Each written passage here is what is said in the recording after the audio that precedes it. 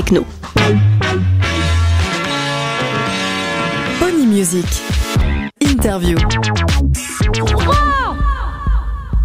Alors dans l'introduction, on peut lire que contrairement à Détroit, Berlin, elle a su se construire une scène autour de ce genre.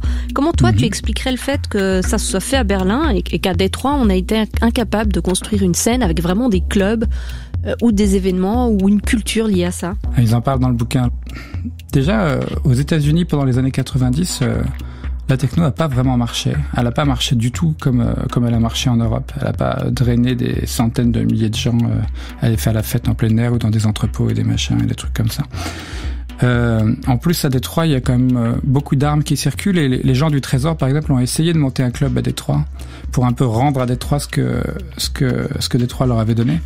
Et ça n'a pas fonctionné aussi parce que il y a tellement d'armes qui circulent que si ça dégénère à l'entrée, on peut avoir 5 morts facilement. Les pressions étaient pas les mêmes. La vie est beaucoup plus dure. Les gens ont pas de sécu et tout ça. Et ça rendait la possibilité, par exemple, de complètement se donner un truc comme ça beaucoup plus compliqué. Et résultat, il y a eu des musiciens, mais les musiciens qui ont gagné leur vie avec ça ont tous exporté. Ils jouaient ailleurs. Il y avait des petites salles à Détroit. Je suis pas du tout spécialiste de la question, mais il y avait pas un mouvement effectivement comme à Berlin. Et Berlin, à l'inverse, même si les deux villes se ressemblaient, si on regarde ça rapidement, elles se ressemblaient. Elles étaient toutes les deux pleines d'espaces vides, mais à l'inverse. À Berlin, c'était le moment de la réunification. Il y avait un élan. Les gens venaient à Berlin d'un seul coup pour profiter justement de ces espaces vides, les remplir. Et la techno était aussi la musique de ce moment-là. Alors qu'à Détroit, c'était juste une musique d'un petit cercle artiste. C'est complètement différent. Alors justement, tu as devancé ma question. Je voulais te demander s'il était judicieux et juste de comparer Berlin à Détroit dans la catégorie ville dévastée. Quand même, oui. On peut pas s'empêcher de le faire, je crois. Il y a une remarque assez marrante de je sais plus quel musicien allemand là-dedans quand ils ont invité Mike Banks et Underground Resistance et tout ça à venir à Berlin. Le premier réflexe des gars de Détroit, c'était de vouloir voir le bunker de Hitler, d'essayer de trouver des impacts de balles, des restes de la Deuxième Guerre mondiale, parce qu'il y a toute une sorte de fantasme un peu presque baroque là-dessus quand les décennies ont passé.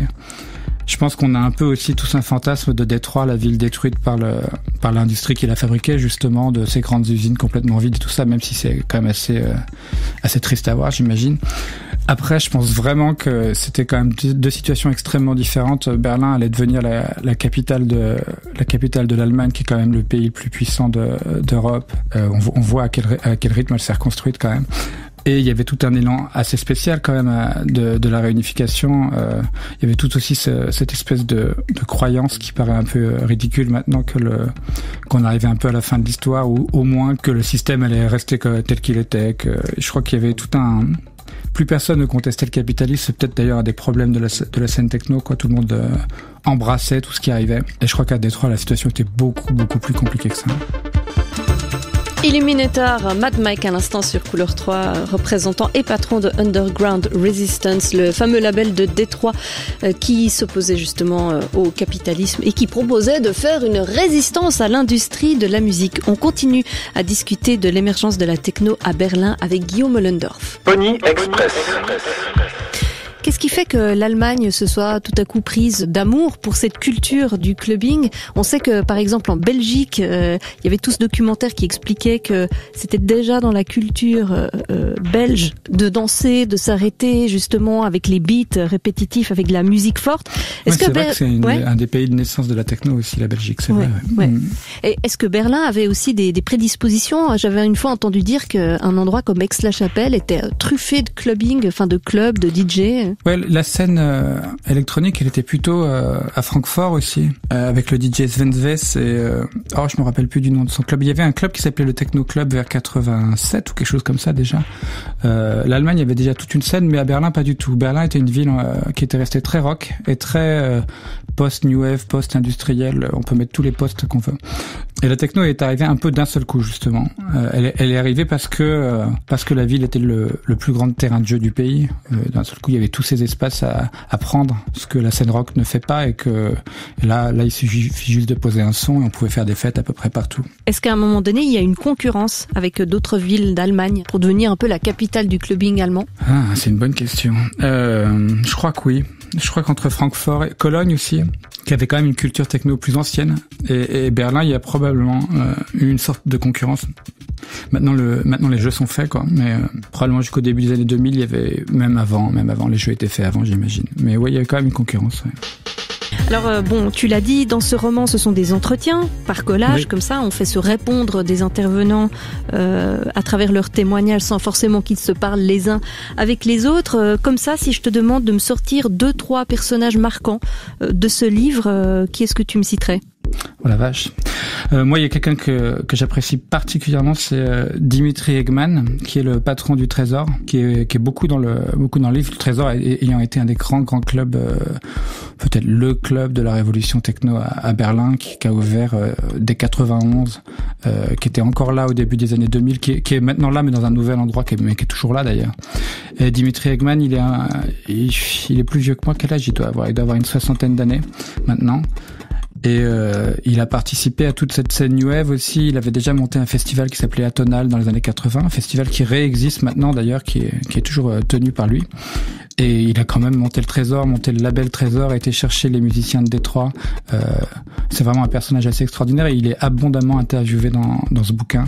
Et il raconte bien aussi, et avec un certain humour, ce qu'ils appellent la maladie berlinoise, qui est cette espèce de... Après tant d'années à avoir des gens qui n'avaient pas vraiment de métier, qui faisaient un peu ce qu'ils voulaient, une espèce de je m'en foutisme général où les gens préfèrent rester au lit que vraiment faire quelque chose. Et il raconte comment il a dû se battre contre sa propre tendance à vraiment vouloir rien foutre finalement. Et c'est assez drôle.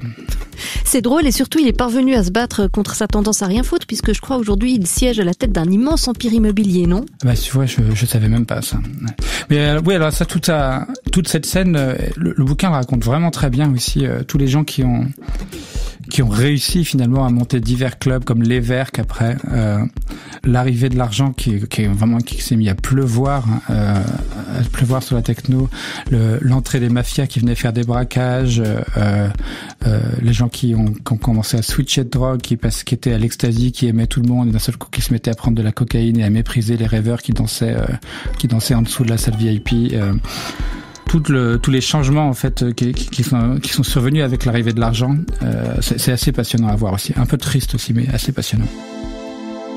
Waouh, c'est vieux ça. Sven Väth l'Esperanza, c'était en 1992. Ça fait quoi, 3 ans après la chute du mur de Berlin. Voilà. Donc Sven Väth, je crois qu'il n'est pas du tout originaire de Berlin. Lui, il représente plutôt la ville de Francfort, rivale de Berlin, au moment où la techno doit émerger, en tout cas dans la capitale. Demain, on retrouve un nouvel épisode de cette interview de Guillaume Ollendorf, qui a traduit donc ce livre qui s'appelle Der Klang der Familie, Berlin, la techno et la chute du mur.